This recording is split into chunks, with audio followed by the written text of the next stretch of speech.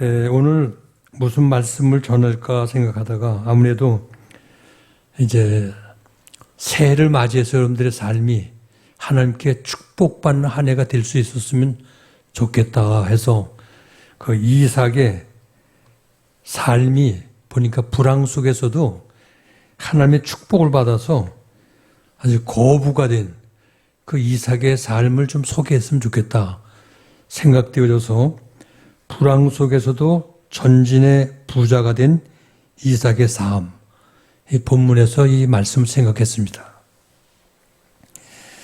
우리나라 경상남도 진주에 가면 승산 부자 마을이 있습니다.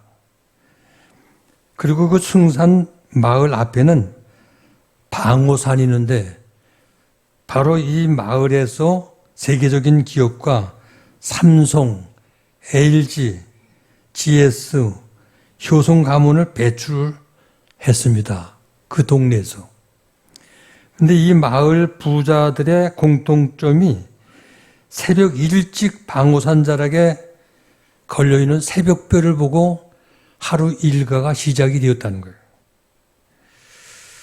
그래서 삼성, 효성은 물론이고 LG, GS의 전신인 금성 이름에 별이 들어있는 것도 지독히 부지런한 이 새벽별을 보면서 하루 일을 시작했다는 그 상징 속에서 그 기업 이름에 별이 들어갔다는 거예요. GS의 창업주 허만종의 아버지 허준 선생은 그 승산 마을의 유지로 동네 주민들을 위해서 많은 그 재산을 기부했고 또 암울한 일본 식민지 시대에 지수보통학교를 설립해서 많은 인재들을 이 학교에서 키워냈다는 겁니다. 그래서 LG의 구인혜, 삼성의 이병철, 효성의 조응재, 이 창업주들이 이 학교에서 함께 공부하면서 운동도 하고 어린 시절을 보냈다는 겁니다. 1980년대에 100대 기업 중에 이 학교 출신이 33명이었고 1년 이 마을에 배출하는 기업가들의 매출 연간액이 무려 800조 원에 이르렀다는 거예요.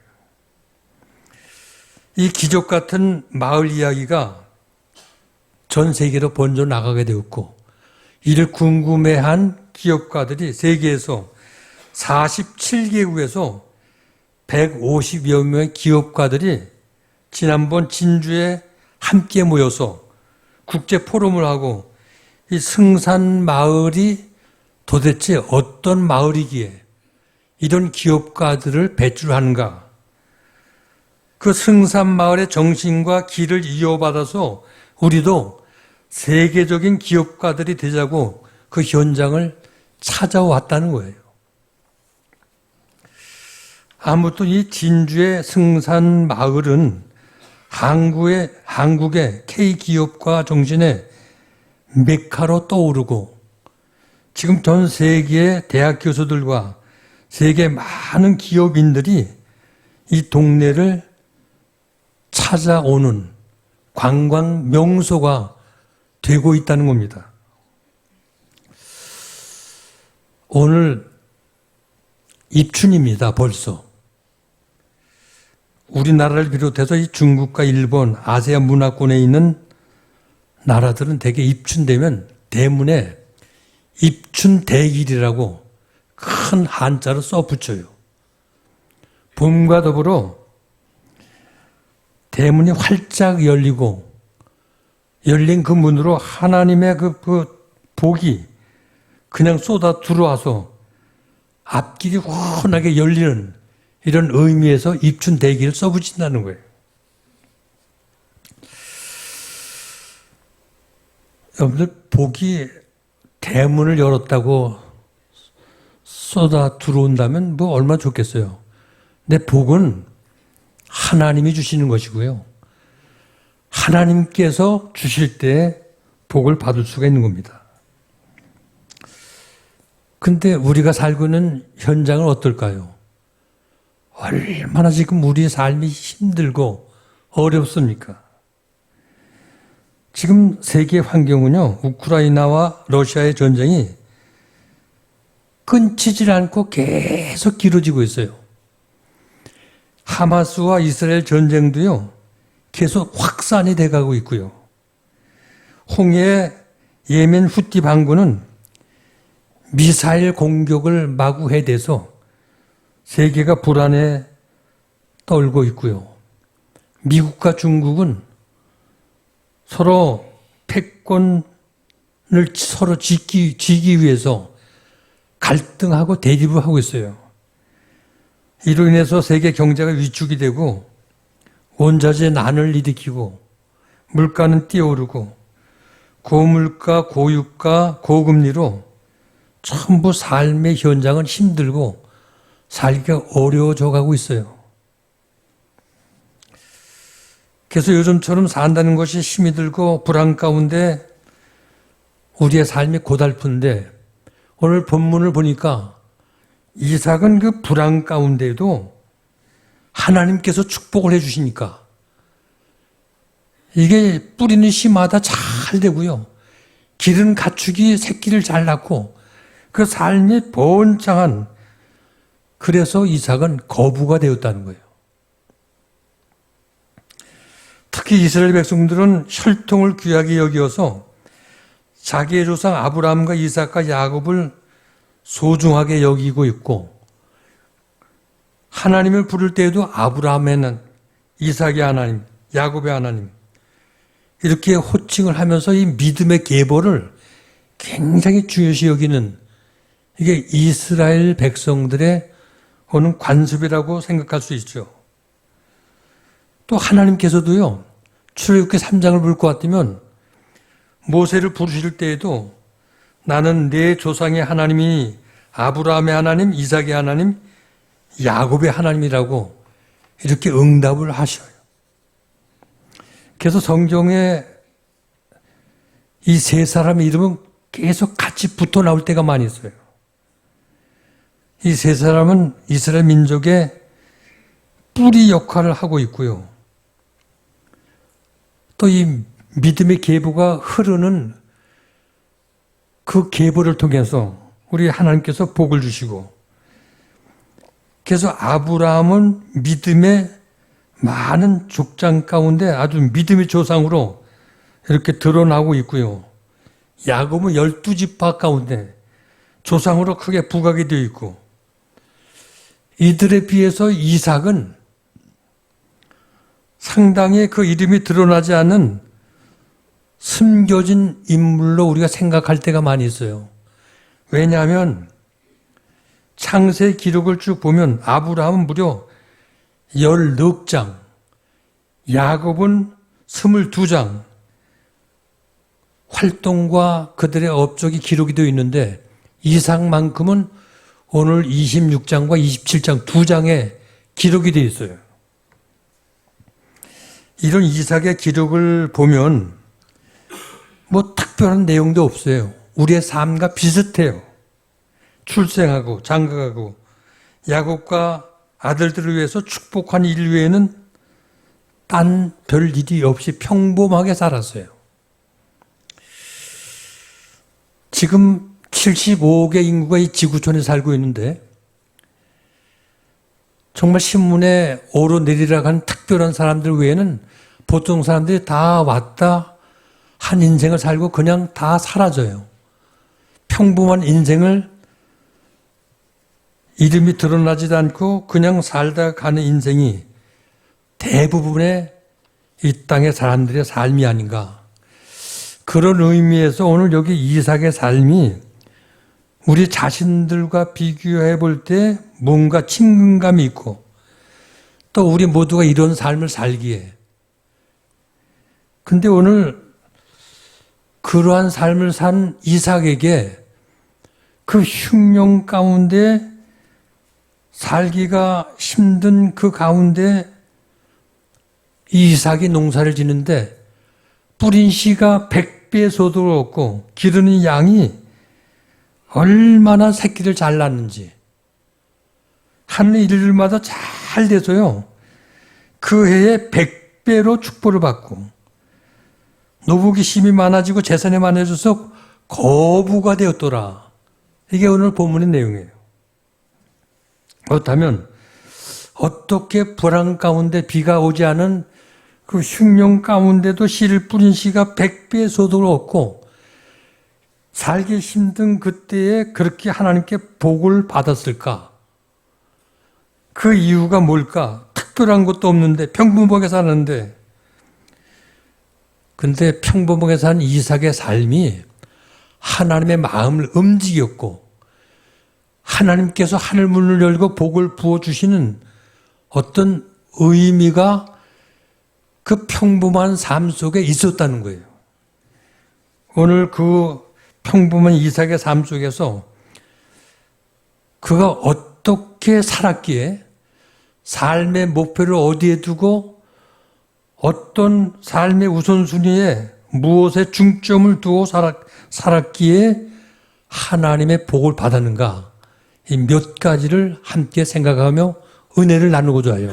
첫째, 이삭은 우물보다 먼저 제단을 쌓으며 살았습니다. 우물보다 제단을 쌓으며 살았다. 그러니까 이삭의 삶의 우선순위는 먼저 예배라는 겁니다. 하나님을 중심한 신본주의로 살았다는 거예요. 먼저 하나님의 뜻을 찾고 하나님께 드리는 예배를 내 삶에 가장 중요하게 여기고 살았다는 거예요. 늘 중동 지역 가면 물이 참 귀합니다. 물은 생명의 터전이 됩니다. 그래서 물이 있는 곳에 사람들이 모여들고 또 물이 있는 곳에 사람이 정착해 살게 되어 있어요. 따라서 우물을 판다는 것은 모든 삶의 생존 수단의 아마 첫걸음이라고 볼 수가 있죠. 물 때문에 전쟁도 일어나고 물을 따라서 이사도 하고 이처럼 물은 생존 문제를 해결하는 가장 첫 단계가 우물을 파는 거예요. 그런데 이삭은 이 이사를 할 때마다 우물부터 파지 않고 먼저 하나님께 제단을 쌓았다는 거예요. 이사할 때마다 삶의 우선순위가 먼저 하나님 앞에 예배를 드린 다음에 그리고 천막을 치고 그리고 우물을 팠다는 거예요. 여기 천막을 치고 우물을 판다는 것은 가정을 만들고 어떻게 살아가느냐 삶의 문제를 말씀하는 것이라면 제단을 쌓는 것은 무엇을 위해 사느냐 무엇 때문에 사느냐 삶의 목적과 의미를 말하는 의미라고 말할 수가 있습니다. 이삭은 어떻게 사느냐 하는 먹고 사는 문제보다도 내가 무엇을 위해서 살아야 하느냐 삶의 목적과 의미를 더 중요하게 여겼다는 거예요. 그래서 이사할 때마다 먼저 하나님 앞에 제단을 쌓았다는 겁니다. 오늘 사랑하는 의리있게 성도 여러분, 우리 인간의 삶의 최대의 목적이 뭡니까? 바울 사도는 고린도 교회에게 너희는 먹든지 마시든지 무엇을 하든지 하나님의 영광을 위해서 하라고 권면했습니다. 장로교 소요리 문답 제1문에도 사람의 제일 되는 목적은 하나님을 영화롭게 하고 영원토록 그를 즐거워하는 것이라고 규정을 하고 있어요. 이처럼 우리 인생의 목적은 하나님의 영광을 위해 사는 겁니다. 그렇다면 하나님을 영화롭게 해드리고 영광이 어떻게 하는 것이 영광을 하나님께 돌리는 것인가? 구체적 그 의미가 바로 하나님이 가장 기뻐하시는 예배를 바르게 드리는 거예요. 우리 하나님은 예배하는 자를 찾으시고 예배하는 자와 만나주시고 예배 드리는 자에게 축복을 부어주시는 하나님이세요. 그래서 로마서 12장에도 너희는 이 세대를 본받지 말고 마음을 새롭게 하여 하나님의 기뻐하시는 거룩한 사한 제사를 드리라고 우리에게 권면하고 있어요. 창세기 4장을 볼 것 같으면 가인이 최초에 하나님 앞에 제단을 쌓는데 그 예배가 실패해요. 하나님이 그 예배를 받지 않아요. 그래서 그는 평생을 칼을 갈며 싸우며 저주하며 인생을 그렇게 불행하게 살았어요. 그러면서 성도는 무엇보다도 예배의 성공자가 되어야 돼요. 예배가 실패되면 우리 인생이 실패하는 거예요. 사랑하는 우리제일교회 성도 여러분, 지금 코로나 시기를 지나면서 교회의 가장 큰 위기가 뭡니까? 교회마다 예배가 무너지고 있다는 거예요. 예배가 무너지면 모든 것들이 다 무너지게 되어 있어요. 하나님 관계도 무너지고 하나님으로부터 오는 축복 길도 막혀지고, 그러므로 무너진 제단을 수축하고 예배를 다시 회복하는 회복의 역사가 교회마다 일어나야 됩니다. 예배는 신앙생활의 중심이고 하나님 앞에 나 자신을 드리는 가장 귀한 시간이 예배 시간이에요. 그러므로 주님 앞에 나와 예배 드리는 이 한 시간 예사스럽게 생각해서는 안 됩니다. 신령과 진정으로 마음을 다해서 자신을 사한 제물로 드리는 예배가 하나님 기뻐 연락하는 예배로 드릴 수 있는 의제있게 성도님들이 다 될 수 있기를 바랍니다. 이삭은 어렸을 때부터 모리아산에서 자신을 묻고 온전하게 하나님 앞에 드렸습니다. 장성하여서도 이삭은 새로운 어떤 동네로 이사를 할 때마다 먹고 마실 우물을 파기 이전에 하나님 앞에 먼저 제단을 쌓은 예배를 중요하게 여기는 신본주의 삶을 살았다는 거예요. 바로 이러한 이삭의 믿음을 하나님께서는 기쁘게 보셨고, 그랄 땅의 흉년 가운데도 하나님께서 이삭 위에 하늘문을 열고 축복해 주실 때에 그가 뿌린 씨가 100배의 소득을 얻게 되었습니다. 오늘 여러분들도 이 세상에 그 무엇보다도 예배를 중요시 여겨서 예배를 사랑하는 성도님들이 되셔서 하나님께로부터 100배의 축복을 얻고 인생의 하는 모든 일마다 성공적인 축복의 삶을 살아가는 여러분들 다 되시길 주의 이름으로 축원드립니다. 두 번째, 이삭은 승리보다 먼저 평화를 찾으며 살았습니다. 다투고 싸우지 않고 양보하는 생활을 했다는 거예요. 이삭은 그랄 땅에 들어가서 우물을 파고 정착하기 시작을 했습니다. 생활이 안정돼 갑니다. 양들도 많아지고 재산도 점점 늘어갑니다. 그런데 문제가 생긴 거예요. 그 지역을 장악하고 있는 블레셋 사람들이 이삭이 자꾸만 부자가 되니까 시기와 질투가 일어났어요. 그래서 종들과의 분쟁이 일어나고 판 우물들을 다 흙으로 메웠습니다. 그때 이삭이 그들과 다투고 싸우지 않고 결국 블레셋 사람들에게 다 양보를 해요. 그리고 다른 지역으로 이사를 합니다.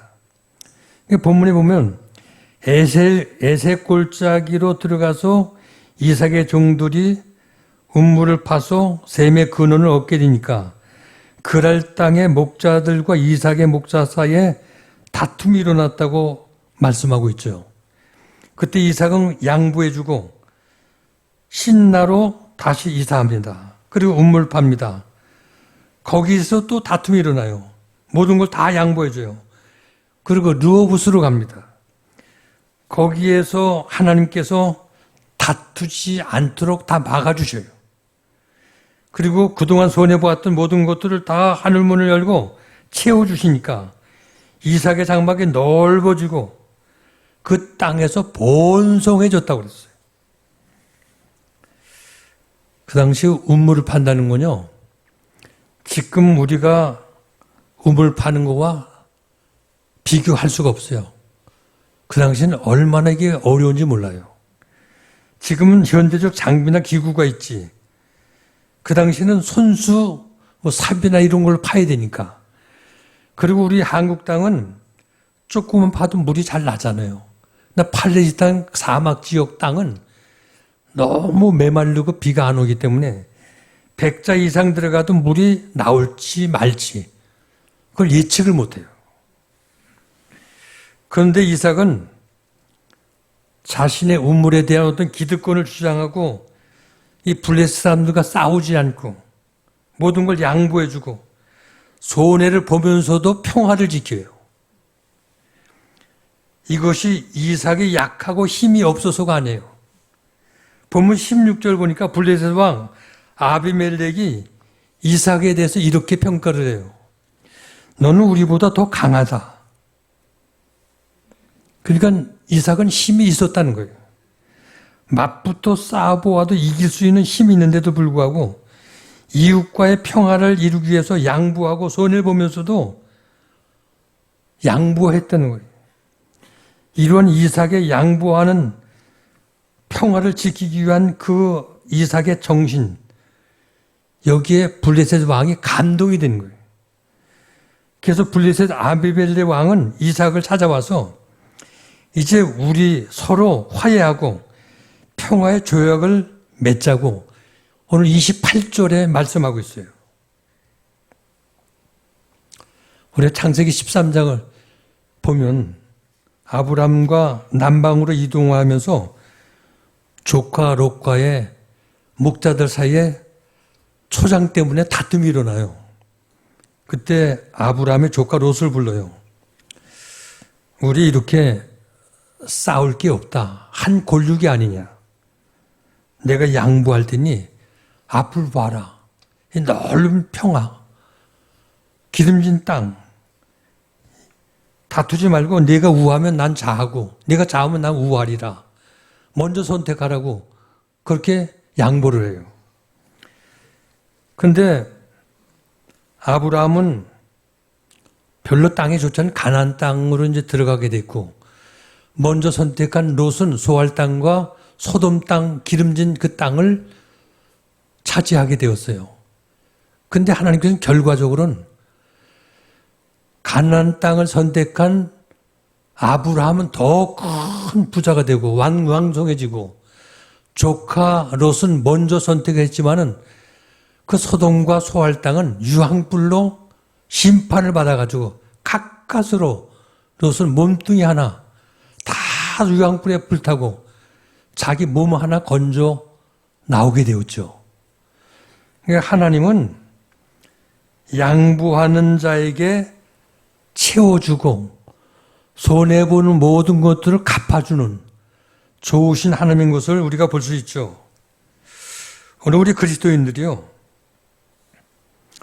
양보하고 때로는 손해볼 줄도 아는 이런 마음가짐이 있어야 하는데 대개 하나님을 믿는다고 하면서도 싸움과 분쟁이 끊이지 않는 걸 보면 그 욕심 때문에 한 가정의 부부간에도요, 서로 희생하고 양보하면 싸움이 있을 수가 없어요. 근데 양보 안 하고 희생 안 하려고 하니까 싸움이 가정 안에서 일어나는 거예요. 그러니까 가정생활이나 교회생활은 이기고 지는 게 없어요. 싸우면 모두가 다 상처만 입게 돼 있어요. 그러므로 신앙인들은 이삭같이 승리보다는 먼저 평화를 구하고 쟁취보다는 먼저 양보할 때 하나님께서 더 많은 것으로 풍족하고 넉넉하게 채워주시는 좋으신 하나님의 것을 믿으시기 바랍니다. 그 하나님께 복을 살 때 복된 인생을 살아갈 수가 있다는 거예요. 마지막 세 번째, 이삭은 안주보다 먼저 개척의 길을 살았습니다. 이삭의 생활과 블레셋 사람들의 생활은 이게 대조적이었어요. 이삭은 땀을 흘리고 고생을 하면서 우물을 파고 그 땅을 개간하고, 그러니까 노력하고, 그리고 고통을 참고 인내하면서 그렇게 인생을 사는데, 블레셋 사람들은 개간해 놓은 좋은 땅을 갖다가 뺏고 남이 땀 흘려 흘리고 팔 우물을 그냥 점령하는 거예요. 누가 개척자입니까? 남이 토를 닦고 만들어 놓은 좋은 곳을 그냥 탈취하는 게 개척자가 아니에요. 개척자는 황무지에 들어가서 삶의 터전을 가꾸고 노력하고 땀 흘리고 애를 써서 만들어 나가는 거예요. 그러니까 이 개척자의 삶은 이게 쉬운 게 아니에요. 노력이 필요하고 인내가 필요하고 고생과 어려움을 다 감수할 수 있어야 돼요. 여기에 하나님의 축복이 있다는 거예요. 지금 미국이 세계 최강대국이에요. 가장 잘 사는 나라예요. 근데 이러한 풍요한 축복을 누릴 수 있게 된 것은 그냥 된 게 아니에요. 그 배후에 청교도들의 개척 정신이 그 배후에 깔려 있다는 거예요. 그들의 수고와 땀 위에 그 신앙과 개척 정신 위에 나라가 세워졌기 때문에 오늘의 부유한 축복을 누리게 된 거죠. 1621년 신앙의 자유를 찾아가지고 102명이 130톤급의 메이플라워를 타고 63일 동안 대서양을 건너왔어요. 동부의 프리머스 지역에 정착을 해가지고 추운 겨울을 지나면서 반 이상이 건강에 어려움을 당하면서 다 죽었어요. 그런데 그 어려움 속에서 땅을 개간하고 씨를 뿌려가지고 추수한 것을 가지고 제일 먼저 하나님 앞에 감사 제단을 쌓고, 그리고 하나님의 교회를 세우고, 그 다음에 자녀들을 가리킬 학교를 세우고, 그 다음에 자기들의 살 집을 지었어요. 이러한 개척 정신의 신앙과 토우에 미국이라는 나라가 세워졌기 때문에 하나님의 축복 속에 부유한 나라가 됐고 세계 최강한 강대국이 되어서 오늘의 부유함을 누리게 된 거예요. 오늘 본문의 이삭도 이웃과 다투지 않고 양보해주고 손해를 보면서 다른 곳으로 가서 또 우물을 팔 때 하나님께서 그 땅을 더 넓은 또 그 삶을 더 풍성하게 번성하도록 축복을 해주신 걸 볼 수가 있어요. 그러니까 이삭은 어려움과 고통스러운 일들을 괴로워하고 다투려고 한 게 아니라 그걸 극복하면서 오히려 절망하고 낙심하지 않고 미래를 향해서 그 고난을 참고 인내하면서 이렇게 하나님을 바라보고 견뎌 나갈 때에 하나님의 축복이 그 땅 위에 그들의 손길 위에 함께할 때에 그들은 놀라운 축복을 이루는 복을 받게 되었던 겁니다. 그래서 우리 기독교인들은 개척 정신을 가져야 돼요. 개척 정신은 어떤 어려움과 고난이 있다 하더라도 미래를 바라보면서 인내하고 참고 견디면서 앞으로 전진하고 또 전진해 나가는 이러한 어떤 개척의 정신. 아메리카 대륙을 발견한 콜럼버스도 그가 미래에 대한 분명한 꿈을 품고 풍랑과 여러 가지 반대하는 세력들도 많이 있었는데 그 어려움 가운데 조금도 그 마음이 흔들리지 않고 오랜 항해를 통해 가지고 결국 신대륙을 발견해서 모든 사람들에게 희망의 꿈을 심는 이런 역사가 일어나지 않았어요? 오늘 사랑하는 우리에게 성도 여러분, 오늘의 평안과 안주하는 생활보다는 좀 힘이 들고 어려워도 미래의 꿈을 가지고 앞을 향해 전진해 나가며 고난과 어떤 어려움도 인내해 나갈 수 있는, 여기에 하나님의 축복이 있고 여기에 하나님의 동행이 있고 부유한 은혜를 부어주신 하나님인 것을 믿으시기 바랍니다. 사랑하는 우리 일개 성도 여러분, 어려운 불안과 힘들고 참 살기 어려운 오늘 이 시대에 어떻게 이삭은 평범한 가운데 그 하나님의 복을 받고 하나님께서 거부가 되게 하셨는가? 그 이유가 분명히 평범한 이삭의 삶 속에 있다는 거예요. 그 비결이 오늘 본문 25절에 나오고 있어요. 25절. 거기 보면 이삭은 무엇보다도 첫째, 먼저 제단을 쌓았어요. 먼저 제단. 둘째, 다음 장막을 치고, 셋째, 운물을 팠어요. 이게 삶의 우선순위예요. 그리고 생활을 하면서 승리보다는 평화를 갈구하고 다툼보다는 양보하는 생활을 했어요. 힘이 들더라도 안주하지 않고 미래를 바라보면서 앞으로 전진해 나가는 개척자의 심정을 가지고 살 때 하나님께서 이삭을 복을 부어주셨어요. 그러므로 오늘 우리 제1교회 모든 성도님들은 새해를 맞이해서 정말 이삭같이 올 한 해가 어떻게 이삭이 복을 받았는지 바르게 알아서 우리의 삶의 우선순위가 하나님 마음에 들고 예배를 중심으로 정말 하나님 앞에 예배를 중요히 여기고 제단을 쌓고 그리고 가정을 꾸리고 사업을 하고 해나갈 때 분명히 하나님은 오늘도 살아계셔서 우리의 삶을 축복하시고 우리 하는 일들이 실패 없이 풍족하게 부어주시는 좋으신 하나님인 것을 믿으시기 바랍니다.